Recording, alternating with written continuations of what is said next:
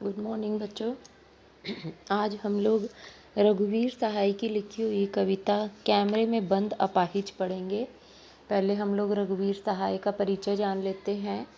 जन्म सन 1929, लखनऊ उत्तर प्रदेश।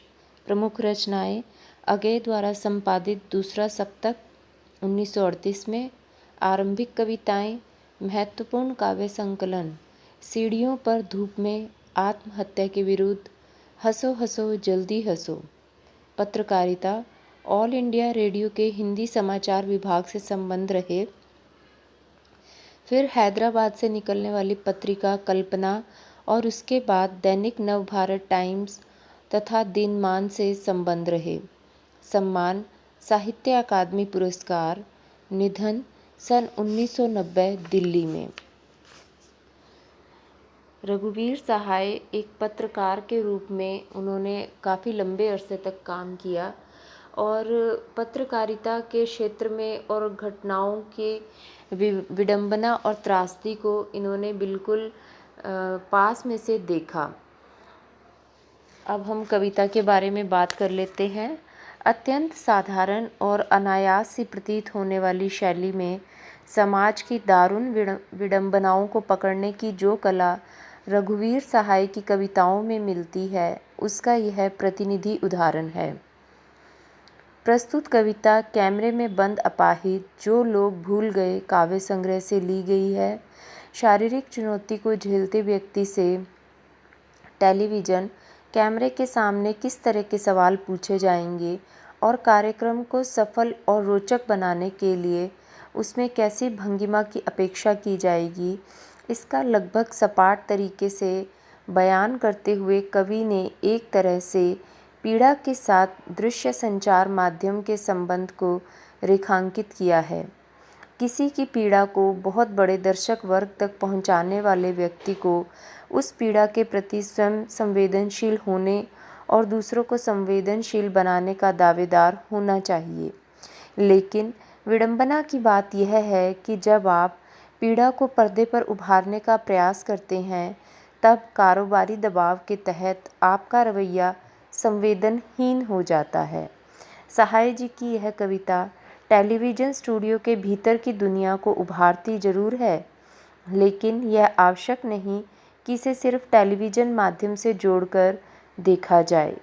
अपनी व्यंजना में यह कविता हर ऐसे व्यक्ति की ओर इशारा करती है जो दुख, दर्द, यातना, वेदना को बेचना चाहता है। इस कविता को शारीरिक चुनौती झेलते लोगों के प्रति संवेदनशील नज़रिया अपनाने के लिए प्रेरित करने वाले पाठ के रूप में देखा जा सकता है। इसके लिए कवि ने धुर संवेदनहीनता को रेखांकित करने का तरीका अपनाया है।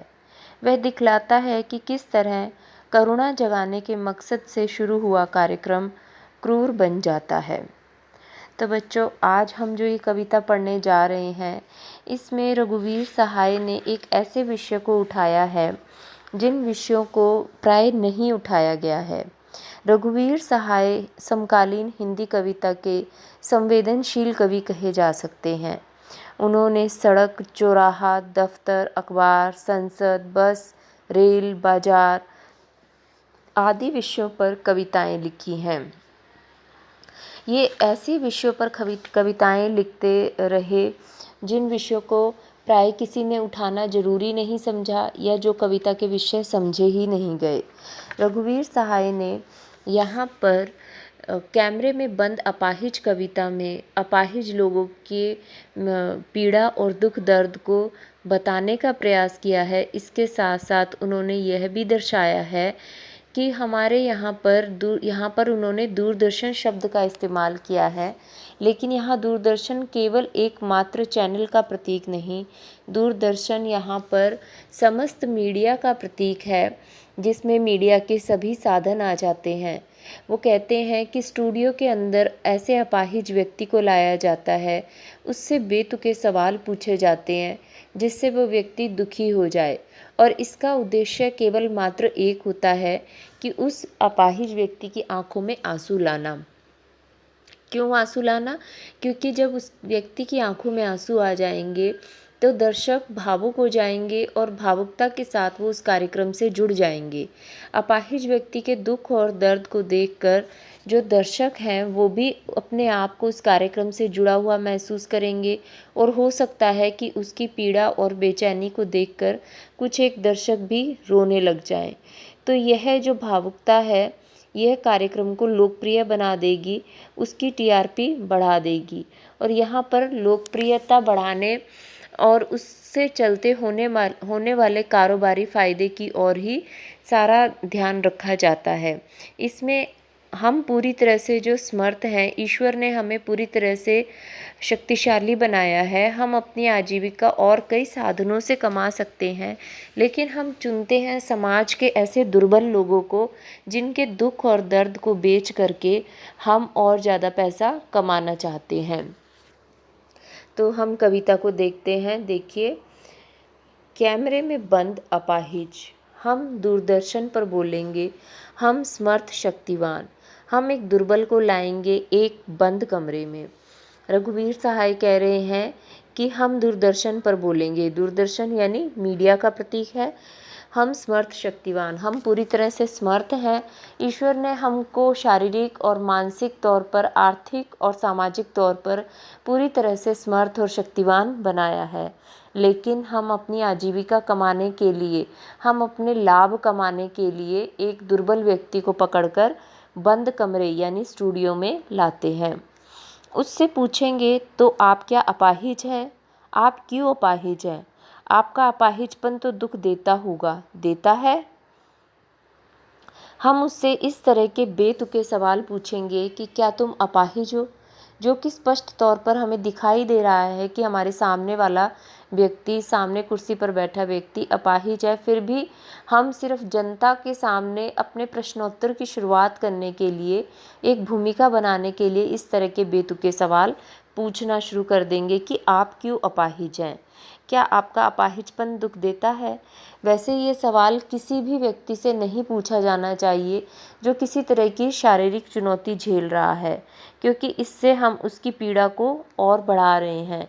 क्योंकि किसी भी क्षेत्र में हमारा अपाहिजपन हमें पीड़ा और दर्द के अलावा कुछ भी नहीं देता। तो इस तरह के सवाल हम उससे पूछेंगे। कैमरा दिखाओ इसे बड़ा बड़ा। बच्चों, नई कविता के अंदर कोष्टक में लिखी हुई पंक्तियाँ, विराम चिन्ह और थोड़ा सा अंतराल भी कविता को एक नया अर्थ देता है। तो यहाँ पर रघुवीर सहाय ने इस पंक्ति को कोष्टक में लिखा, जिसका अभिप्राय ये है कि ये बातें वहाँ कही नहीं जाएंगी, लेकिन वहाँ चैनल में जो काम करने वाले लोग हैं वो जानते हैं कि जब इस तरह के सवाल पूछे जाएंगे तो अपाहिज व्यक्ति के चेहरे पर दुख की रेखाएं उभरेंगी, दर्द के भाव उभरेंगे और उस दुख दर्द को कैमरे के माध्यम से लोगों तक बड़ा बड़ा दिखाकर पहुंचाया जाएगा। हाँ, तो बताइए आपका दुख क्या है? जल्दी बताइए, वह दुख बताइए। बता नहीं पाएंगे। अब हम बार बार उससे कुरेद कुरेद कर उसके दुख के बारे में पूछते हैं, क्योंकि जब हम किसी व्यक्ति से जिसके साथ किसी तरह की कोई त्रासदी घटित हुई है, जब हम उससे एकदम से उसके दुख के बारे में पूछते हैं तो कोई भी व्यक्ति अपने दुख को बहुत आसानी से व्यक्त नहीं कर पाता। उसको कुछ समय चाहिए होता है, जिससे वो थोड़े समय में अपने मन की हर एक बात खोलकर हमारे आगे रख देता है। लेकिन यहाँ पर जो साक्षात्कार करता है उसे अपने जल्दी है और इसलिए बार बार वो उसके दुख को कुरेद कर पूछ रहा है। सोचिए, बताइए आपको अपाहिज होकर कैसा लगता है? कैसा यानी कैसा लगता है? अब उससे इस तरह के सवाल पूछेंगे कि आपको अपाहिज होकर कैसा लगता है। निश्चित तौर पर कोई भी व्यक्ति अपाहिज नहीं होना चाहता और हर किसी को अपाहिज होकर बहुत ही बुरा लगेगा, लेकिन हम उससे इस तरह के सवाल जान करके पूछते हैं ताकि हम उसकी पीड़ा को व्यक्त कर सकें। और रघुवीर सहाय कहते हैं, हम खुद इशारे से बताएंगे कि क्या ऐसा। फिर से उन्होंने इस पंक्ति को कोष्टक में रखा है। वो ये पंक्तियाँ इसलिए कोष्टक में रख रहे हैं कवि, क्योंकि वो कहते हैं कि इस तरह की बातें मीडिया वाले या चैनल वाले बताते नहीं हैं, लेकिन यही उनकी अंदरूनी सच्चाई होती है। अब वो खुद उसको इशारों में बताएंगे कि तुम अपने चेहरे की या अपने शरीर की पीड़ा और दुख दर्द को इस तरह से व्यक्त करो। सोचिए, बताइए, थोड़ी कोशिश करिए। अब फिर उस पर दबाव डाल रहे हैं, यह अवसर खो देंगे। अब कवि ने ये जो पंक्ति लिखी है कोष्ठक में, यह अवसर खो देंगे, मतलब यहाँ पर एक मौका था जहाँ उस अपाहिज व्यक्ति के आंसू निकल सकते थे, पर अभी तक वो नहीं रोया है। इसलिए इस दुख को जताने के लिए उन्होंने इस पंक्ति को लिखा है कि यहाँ पर वो इस मौके को खो गए, शायद यहाँ पर उस व्यक्ति की आंखों से आंसू निकल आते। आप जानते हैं, कार्यक्रम रोचक बनाने के वास्ते हम पूछ पूछ कर उसको रुला देंगे। यहाँ कवि कह रहे हैं कि क्या आप इस बात को समझ रहे हैं कि हम केवल अपने कार्यक्रम को रोचक और लोकप्रिय बनाने के लिए हम किसी भी हद तक जा सकते हैं। हम किसी के भी दुख और दर्द के साथ खिलवाड़ कर सकते हैं, किसी की भावनाओं के साथ खेलकर उसकी आंखों में आंसू ला सकते हैं। इंतज़ार करते हैं आप भी उसके रो पड़ने का? करते हैं? यह प्रश्न पूछा नहीं जाएगा। अब कवि कह रहे हैं कि मन ही मन शायद दर्शक भी जानते हैं कि इस तरह के सवाल पूछने पर वो व्यक्ति जो किसी तरह की शारीरिक पीड़ा को झेल रहा है, उसकी आंखों से आंसू आ जाएंगे, और शायद दर्शक भी या जो श्रोतागण है वो भी इंतज़ार कर रहे हैं कि अभी वो रोने वाला है। कवि प्रश्न पूछते हुए कह रहे हैं कि क्या आप वाकई में इंतज़ार करते हैं? यह प्रश्न पूछा नहीं जाएगा, ये सवाल किसी से पूछा नहीं जाएगा, लेकिन ये उनकी मानसिकता को दर्शा रहा है। फिर हम पर्दे पर दिखलाएंगे फूली हुई आँख की एक बड़ी तस्वीर, बहुत बड़ी तस्वीर। अब उस अपाहिज व्यक्ति की आंखों से आंसू बहने लगते हैं। दर्द जो अभी अंदर ही अंदर था वो फूट कर बाहर आता है, आंसुओं का रूप लेता है, और अब साक्षात्कारकर्ता को लगता है कि उसका वो अपने उद्देश्य में पूरी तरह से सफल हो गया है।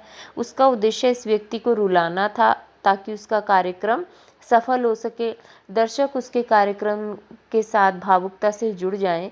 अब जबकि उसकी आंखों में आंसू आ गए हैं, तो हम उसकी बहती हुई आंखें, उसकी फूली हुई सूजी हुई आंखों की बड़ी बड़ी तस्वीर दिखाएंगे, और उसके होठों पर एक कसमसाहट भी, और वह व्यक्ति रोता हुआ जिस तरह से उसके होठ कांप रहे हैं, हम उसे भी दिखाएंगे।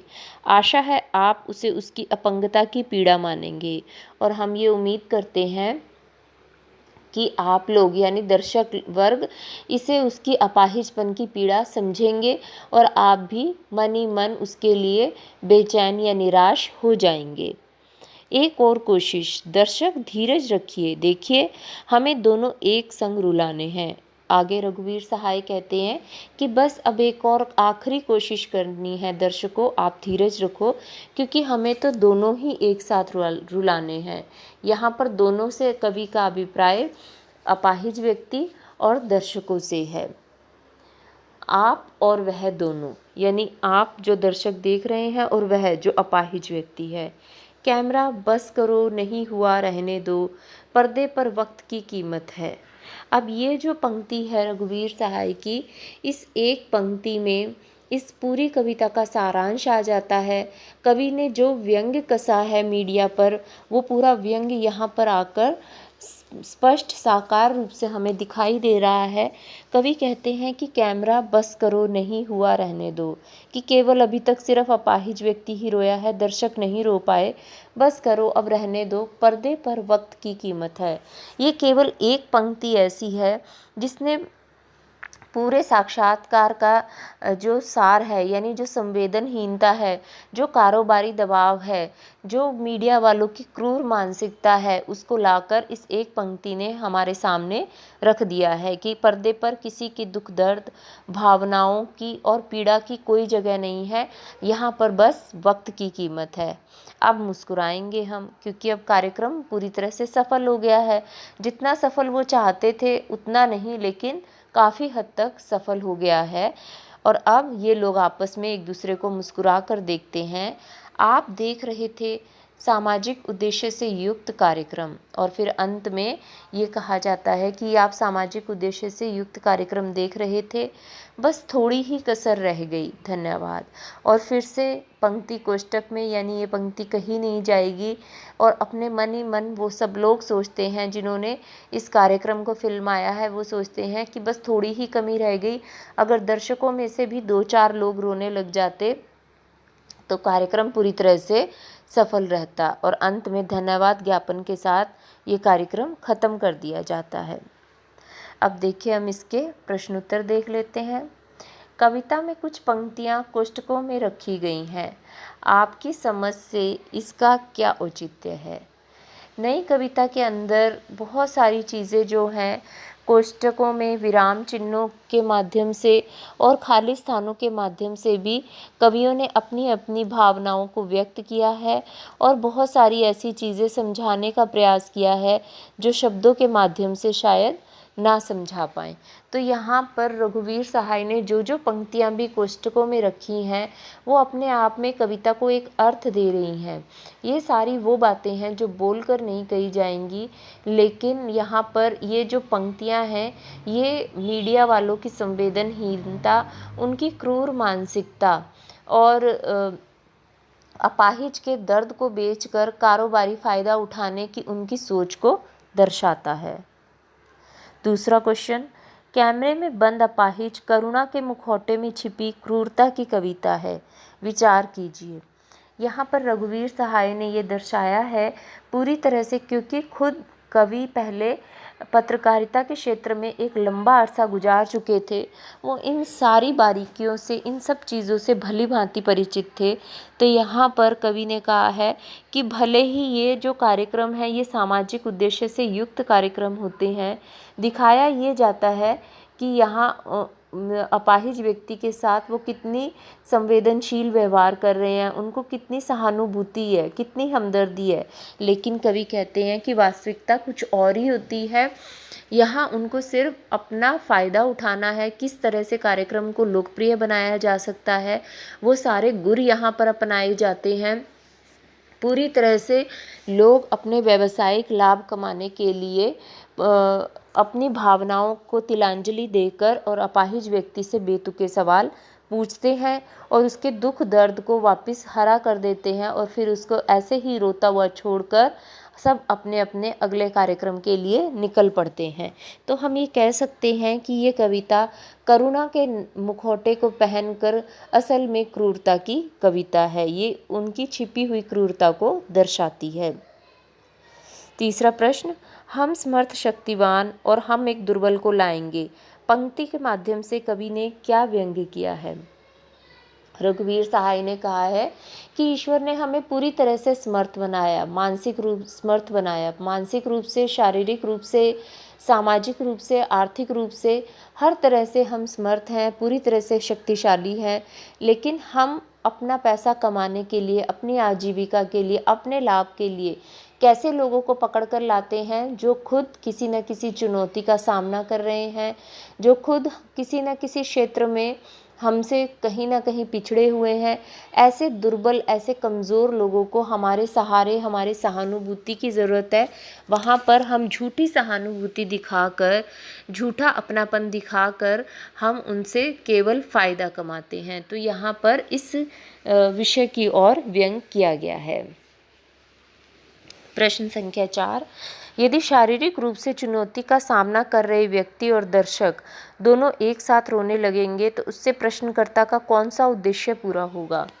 इससे प्रश्नकर्ता का यह उद्देश्य पूरा होगा कि वो जो मीडिया के लोग हैं वो ये चाहते हैं कि किसी तरह से ये अपाहिज व्यक्ति और जो दर्शक हैं वो एक साथ रोने लग जाएं, ताकि लोग भावुकता के साथ इस कार्यक्रम से जुड़ जाएंगे और जितने लोग वहाँ पर रोएंगे, जितने लोग भावुक होंगे, उतना ही उनका कार्यक्रम लोकप्रिय हो जाएगा। अगले समय पर फिर लोग उस कार्यक्रम का इंतज़ार करेंगे, चैनल की टीआरपी बढ़ जाएगी और इस तरह से उनको व्यावसायिक लाभ होगा। आखिरी क्वेश्चन, ये इम्पोर्टेंट क्वेश्चन भी है। पर्दे पर वक्त की कीमत है कहकर कवि ने पूरे साक्षात्कार के प्रति अपना नज़रिया किस रूप में रखा है। यहाँ पर रघुवीर सहाय ने केवल इस एक पंक्ति के माध्यम से अपने पूरे कविता के उद्देश्य को स्पष्ट कर दिया है। उन्होंने मीडिया की संवेदनहीनता, इनकी क्रूरता, केवल व्यावसायिक लाभ कमाने की इनकी मानसिकता को इस एक पंक्ति में समेटकर रख दिया है। कवि कहते हैं कि कहने को तो ये कार्यक्रम सामाजिक उद्देश्य का कार्यक्रम है, यहाँ पर अपाहिज लोगों को लाया जाता है, उनके साक्षात्कार लिए जाते हैं और ऐसा दर्शाया जाता है कि जैसे इन्हें इनसे बहुत सहानुभूति है, किंतु सच्चाई ये है कि इन्हें बिल्कुल सहानुभूति नहीं है।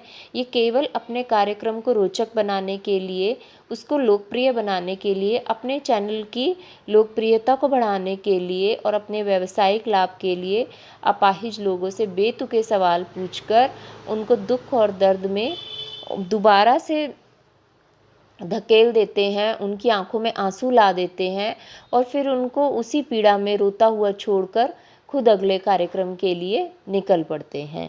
तो इस एक पंक्ति के माध्यम से उन्होंने इस लोगों की संवेदनहीनता को स्पष्ट कर दिया है।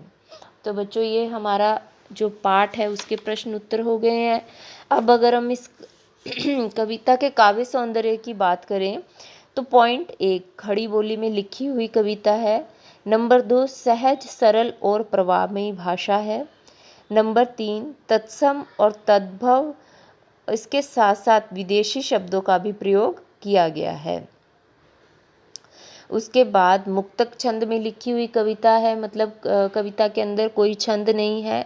अनुप्रास और प्रश्न अलंकार भी हमें देखने मिला जब ये सवाल पूछते हैं कि हम खुद इशारे से बताएंगे कि क्या ऐसा या आपका अपाहिजपन आपको दुख देता होगा, देता है, या फिर यह अवसर खो देंगे। तो यहाँ सब जगह प्रश्न अलंकार है। शारीरिक रूप से दुर्बल व्यक्ति के प्रति इस कविता में संवेदना व्यक्त की गई है।